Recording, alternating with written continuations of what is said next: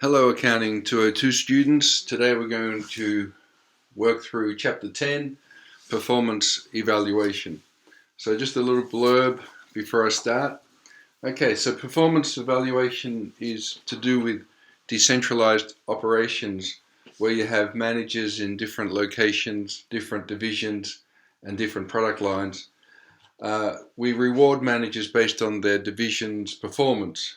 Okay, so with responsibility accounting, and if you've read the chapter in the textbook, chapter 10, you'll know that that includes cost center managers, revenue center managers, profit center managers, and investment center managers. And there tends to be a hierarchy of those managers. Okay, now we assess their performance by comparing the budget with the actual performance. Okay, and any difference is called a variance, and any variance that will increase operating income is a positive or favorable variance, and any variance that will decrease operating income is an unfavorable variance. And so our actual sales are higher than our budgeted sales, for example, will be a favorable variance. Okay, and if the actual sales are lower than budgeted sales, then that's an unfavorable variance because it leads to a lower operating income than that was budgeted. Managers are also rewarded based on such metrics as return on investment and residual income, and we'll go through a homework question on that later on today. Any performance evaluation should be based on a flexible budget where the static budget is adjusted for the actual output or the actual volume, and again we'll go through a homework question on that later in this video. Alright, so I want to go through some of the questions that I set for homework for you. First one's question 4, which is S1014 out of your book, and what we have is what's called the balance scorecard, and we have 4 perspectives. These are called perspectives with the balance scorecard: financial, customer, internal business, and learning and growth. Okay, and so the whole idea of the balance scorecard is that the business should look at more than just the financials. Okay, it's not just the profit, other things are important as well. And so if we go through chapter 10 homework question 4, if we go through the list, and I'll just run down in order. A, employee satisfaction ratings will be part of learning and growth, so they focus on the employees. Return on investment is financial. Gross margin growth, also financial. Number of information systems upgrades completed will be part of learning and growth, because the learning and growth perspective is to do with training employees, okay, and employee turnover and employee satisfaction. The new product development time is internal business perspective. Number of customer complaints, customer's perspective. Number of new patents is internal business perspective because that's new products. Percentage of products with online help manuals will be internal business. Customer satisfaction, of course, comes to the customer. Downtime is internal business, and percentage of orders filled each week will be internal business, also customer perspective. And the employee turnover rate, which is the bottom one, is learning and growth. All right, so that's question 4. Moving on to question 6.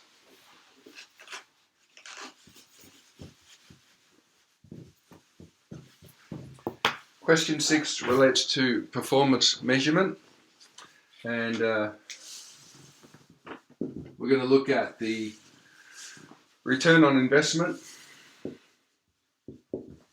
Okay, and the formula for return on investment is your operating income divided by your total assets. Okay, so we've got Rogers, a national manufacturer of lawn mowing and snow blowing equipment, and segments its business according to customer type: professional and residential. Assume the following information was available in the past year. Okay, calculate each division's return on investment. So you'll have the residential, okay, which I'll just use R for that. Operating income is 68,000. Total assets are 200,000. So we get 34% return on investment. Okay. Now for the professional, P for professional, okay, we got operating income 153, 300 divided by the total assets of 365,000, and that gets you a return on investment of 42%. All right, so each division return on investment is high, very high, the solution says. However, the professional division has an even higher return on investment than the residential division. All right. Now, the next one we look at is the sales margin. Sales margin is the formula for sales margin. As the profit that you make on each sale is going to be your operating income divided by your sales. Okay, and if we do the same thing for residential, operating income for residential is the same as it was before in the previous calculation. The sales is 850,000. Okay, so the return on sales or sales margin in this case is 8% for the residential. For the professional, we'll have the 153,300 like we had before. For the operating income, we've got sales of $1,095,000. Okay, dollars. So that's 14%. Okay, so it says here the professional division is earning about 14 cents on each dollar of sales, where the residential division is earning about 8 cents. Okay, for each dollar of sales. The professional division's higher sales margin helps to account for their higher return on investment. All right, question 3 in that, they ask us to calculate each division's capital turnover. All right, so the capital turnover formula is sales as a proportion of total assets.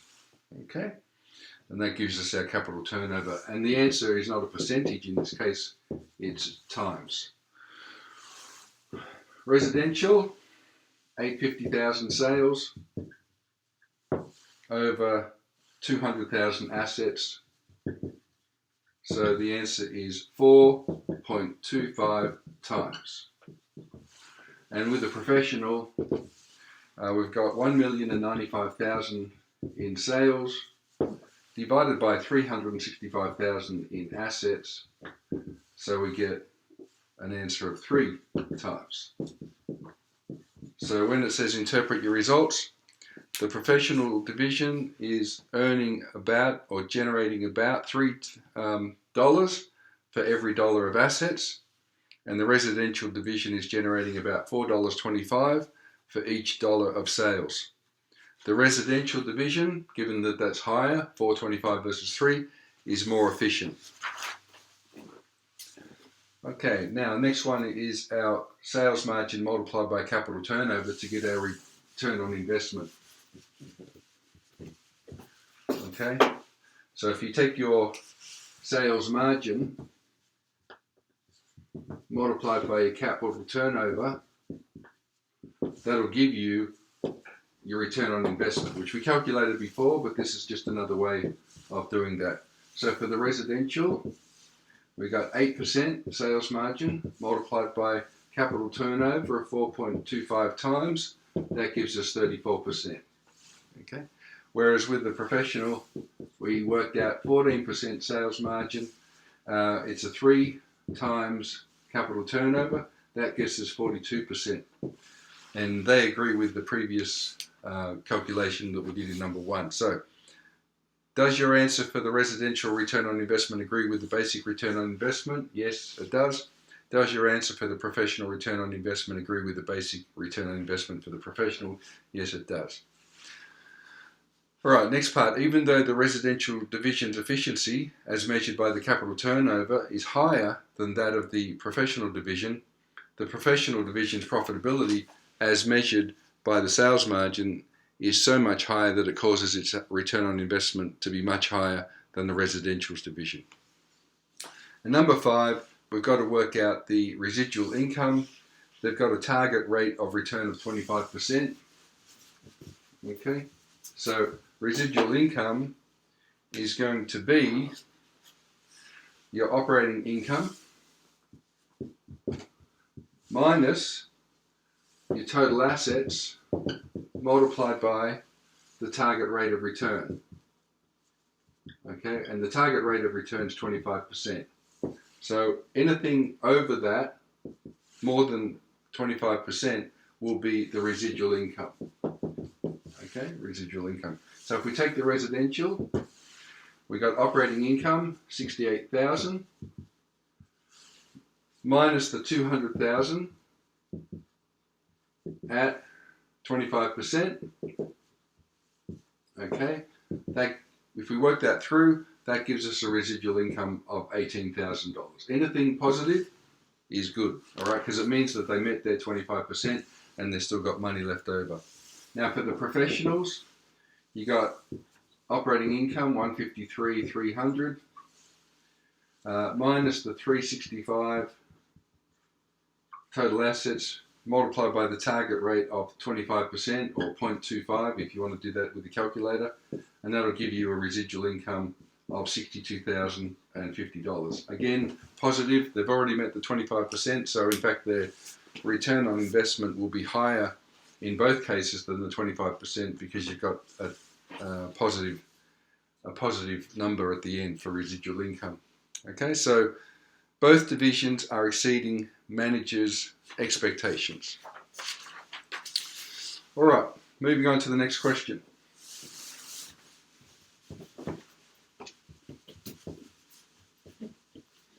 So question 7, which is exercise 1025A of your textbook, okay, it talks about the flexible budget. Now what a flexible budget is, it is a static budget or master budget adjusted to the actual volume.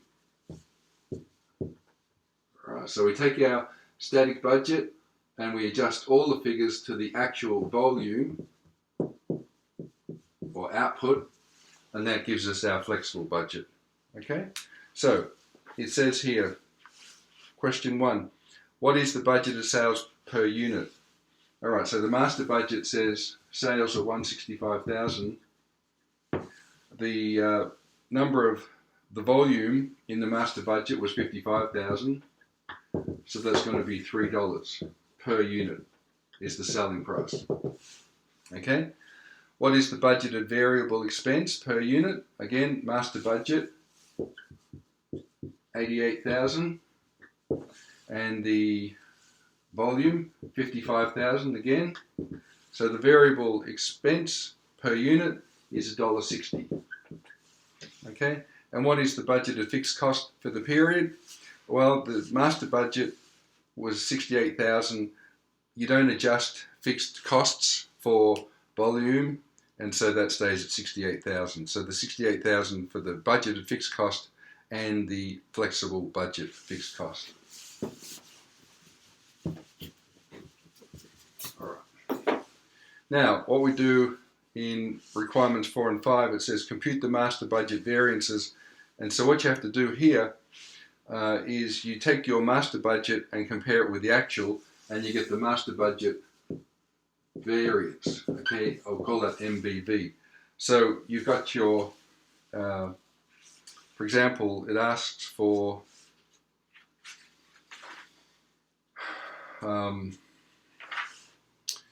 so you just work down the list. Okay, sales volume 5,000, favorable, because the sales volume is in the actual is 60,000, and for the flexible,